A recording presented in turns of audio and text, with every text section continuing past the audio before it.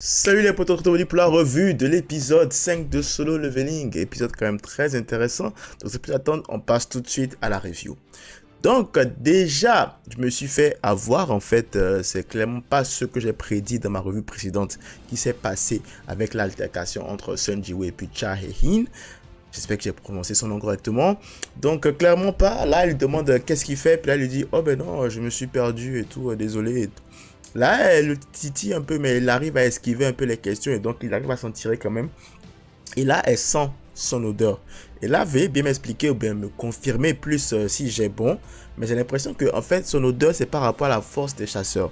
Parce que ce que j'ai compris, c'est que pour elle, elle n'aime pas l'odeur des chasseurs. Est-ce que c'est parce que les chasseurs faibles sentent mauvais par rapport aux chasseurs qui sont bons ou vice versa? Parce que là, dès qu'elle a senti en fait l'odeur, elle a regardé la carte de Sun Jinwoo, elle a vu rang E. Et s'est dit, ah, rang E, ok, mais c'est bizarre, ils ne sont pas mauvais. Au contraire, ils sont très bons. Déjà au début, j'ai pensé que c'était par rapport à l'odeur corporelle, mais c'est clairement pas ça là, à moins que je me trompe aussi.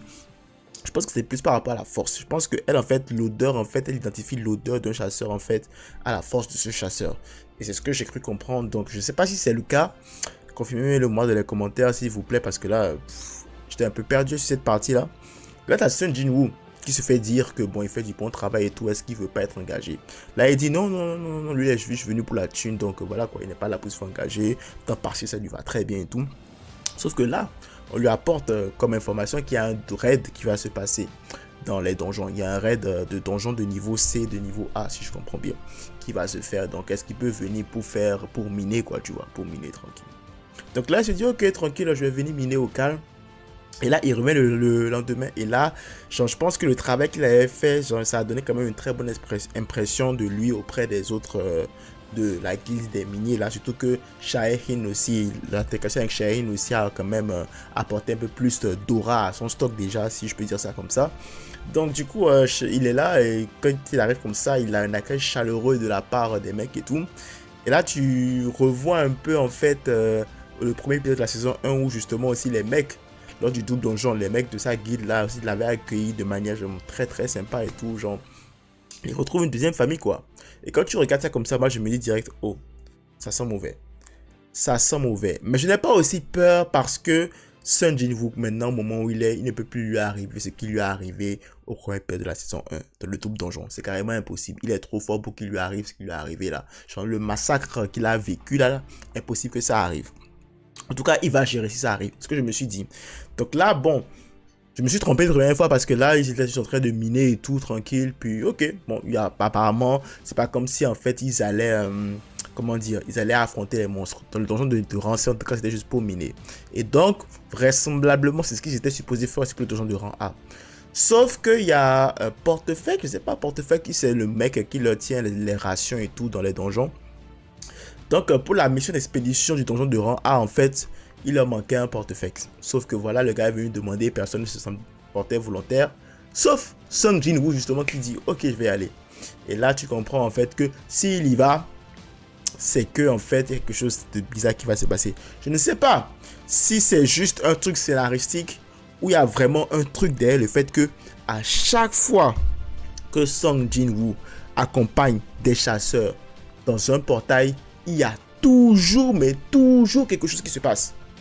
Je ne sais pas si c'est la trame scénaristique du truc qui est comme ça pour pouvoir permettre à Sun Jinwoo de briller, ou il y a quelque chose en Sun Jinwoo en fait qui fait que justement ça bousille un peu la structure des donjons, que les donjons deviennent un peu bizarres dès qu'ils entrent dedans, je ne comprends pas. Parce que dès qu'ils sont entrés, ils ont affronté des monstres bien plus puissants que ce à quoi ils s'attendaient. Et clairement, les gars allaient crever. S'il n'y avait pas eu Sun Jinwoo là, les gars allaient crever. Et donc Sun Jinwoo a vraiment essayé de la jouer slick en mode ouais, je me camoufle, j'ai affaibli les ennemis pour qu'ils puissent les tuer. Tranquille quoi, genre clairement je ne veux pas encore attirer l'attention. C'est quand même bizarre parce que c'est vrai qu'il a mentionné pendant l'épisode qu'il a une réévaluation qui arrive, mais il me semble que déjà le bruit est court. Qu'il est de rang S, non? À moins que je me trompe, mais la première réévaluation qu'il a eue, on a cru que c'était un mec de rang S. C'est vrai qu'ils ont dit qu'ils vont confirmer, mais normalement le bruit doit supposer déjà être en train de courir, quoi, tu vois. comme quoi en fait voilà c'est un rang S et tout, donc le moment tout le monde le prend pour un rang E, donc personne ne sait vraiment de quoi il est capable. Sauf qu'il y a une des magiciennes qui a cramé son jeu. Il y a toujours quelqu'un qui arrive à cramer son jeu, toujours quelqu'un qui arrive à voir en fait que ce gars là en fait il se prend pour qui là, il croit qu'il va me blaguer, mais genre j'ai vu clair dans ce qu'il a fait. Elle a vu clair dans ce qu'il a fait, mais bon elle a voulu rien dire parce que bon elle respectait raison, tranquille, ça je respecte ça en fait, elle n'a pas voulu trop l'harceler et tout. Donc là ils se disent que c'est chaud, faut qu'il retourne dans le dehors, faut qu'il retourne dehors parce que sinon ça marche pas, ils vont crever dans le donjon. Donc il essaie de retourner dehors, mais là la porte du donjon est bloquée. Il essaie de la débloquer, mais là tu sens vraiment que les gars vont crever. Sauf que derrière, il y a une grosse armée qui arrive. Et, truc intéressant, c'est que ils connaissent pas le langage des humains, mais leur chef connaît le langage des humains. Donc le chef, si tu veux, a pris possession d'un démon pour pouvoir discuter avec le capitaine de la guilde.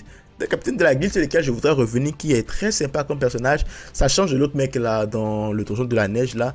Lui, tu sens qu'il a de la répartie. Tu sens que lui en fait, il a à cœur en fait, si tu veux, le bien-être de ses potes, de ses camarades. Donc il veut pas non plus prendre de risques inutiles. Pour lui, c'est la sécurité de ses camarades avant tout. Donc il est quand même humble. Il est quand même conscient aussi des choses. Quand ça va pas, ça va pas. C'est vraiment un bon leader quoi, tu vois. Donc là, je voudrais préciser ça par rapport à ce personnage là. Donc c'est le personnage là qui discute avec le chef des orques. Et le chef des orques lui dit soit vous crevez là, soit vous accompagnez mes hommes jusqu'à moi. Ok. Donc là du coup le mec il dit à Sung Jin-woo que dès qu'ils arrivent devant le mec, que Sung Jin-woo fuit. Et eux ils sont prêts à mourir en fait. Là en fait ils sont prêts à mourir pour lui permettre de fuir et qu'il puisse aller chercher de l'aide. Intéressant parce que là, il y a Shaerin qui a mené son enquête parce que Sung Jin-woo l'intriguait tellement parce qu'elle a appris qu'il y a beaucoup de présidents de guildes qui le veulent. Donc elle se dit mais comment est-ce que ces gars-là veulent ce mec-là devant eux? En plus, tous ces dossiers sont confidentiels.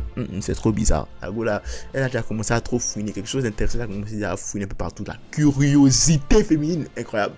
Donc là, en fait, elle a dit... ouais, donc du coup, elle a allé vers le donjon. Vous savez pas d'ailleurs ce qui l'amène là. Et en fait, non, elle est venue chercher Sung Jin-woo pour le questionner. Et elle a appris que Sung Jin-woo est dans le donjon. Clairement, il n'a pas son équipement. Donc, je ne pense pas qu'elle puisse entrer comme ça. À moins qu'elle puisse entrer comme ça et faire du désordre aussi. Si c'est quand même une chasseuse de rang S, je pense qu'elle en est capable, hein, sans équipement, de quand même faire du sale, quoi, tu vois. Mais je ne sais pas si elle va rentrer. Donc du coup le plan était clair, les gars là étaient prêts à mourir pour permettre à Sung Jin-woo d'aller chercher de l'aide et de pouvoir annoncer la mauvaise nouvelle à leur famille. Sauf que moi dans ma tête je me dis, ces gars ne savent pas en fait que Sung Jin-woo est celui-là même qui va les sortir du pétrin dans lequel ils se sont mis, franchement. Et donc c'est intéressant parce que là je me rends compte qu'en fait les chasseurs en fait, quand ils entrent dans les donjons en fait, ils sont prêts à mourir. Ils sont prêts à mourir dans les donjons parce qu'ils savent que clairement en fait entrer dans le donjon n'est pas forcément synonyme d'en ressortir vivant. Donc là ils sont allés genre prêts en fait à crever. Et donc ils arrivent comme ça en fait devant le chef des orques. Et là en fait tu sens que c'est un gros morceau. Non seulement c'est un gros morceau, mais les gars qui l'entourent aussi sont quand même genre... Ils sont quand même forts là, ils sont quand même forts. Et je ne vois pas comment en fait ils vont se sortir si Sung Jin-woo n'invoque pas son armée en fait des ombres. C'est clairement ça qui va se passer, clairement. Parce que même Sung Jin-woo à lui tout seul, ouais, il peut en tuer plusieurs. Mais il sera fatigué au moment d'affronter le boss. Donc clairement en fait il va faire ce que Sung Jin-woo sait faire le mieux. Appeler ses monarques et puis... pourquoi j'appelle monarque? Mais appeler ses ombres en fait. Et puis... faire le travail quoi. C'est ma prédiction pour le prochain épisode, honnêtement. Je pense que ça va être ça. C'est le seul moyen en fait que je vois. Mais ils vont s'en sortir. Ça je suis sûr. Toute la guilde là va s'en sortir. Et ils vont aussi reconnaître la force de Sung Jin-woo quoi, tu vois. Mais voilà quoi. Ça va être sympa. Je pense qu'on aura un bon combat. Un très bon combat. Probablement que Sung Jin-woo va récupérer aussi l'âme du chef des orques là pour l'ajouter à sa collection. Probablement, hein, ça m'étonnerait qu'il ne le fasse pas. Mais oui, l'épisode est vraiment vite passé. Je ne sais pas pour vous, mais moi, genre, je sais pas, j'ai pas vu le temps passer. Quand l'épisode s'est fini, je me suis dit, ah bon, c'est tout. C'est quand même court comme épisode cette fois-ci, mais bon, ça a duré le même nombre de temps. Je ne sais pas pourquoi est-ce que pour moi, cette semaine, l'épisode est quand même vite passé. Très hâte de voir ce que l'épisode prochain nous réserve. Et franchement, je sens que ça va être encore du bon, du très très bon. Voilà tout ce que j'avais à dire cette revue de l'épisode 5 de Solo Leveling saison 2. Si tu aimé la revue, n'hésite pas à liker et laisser un commentaire, ça fait toujours plaisir. Si tu n'es pas encore abonné, abonne-toi, ça fait encore plus plaisir. Max like, max partage. On se retrouve très pour une nouvelle vidéo. Et ça, pour une toute nouvelle vidéo prochaine. C'est tout pour moi. À la prochaine.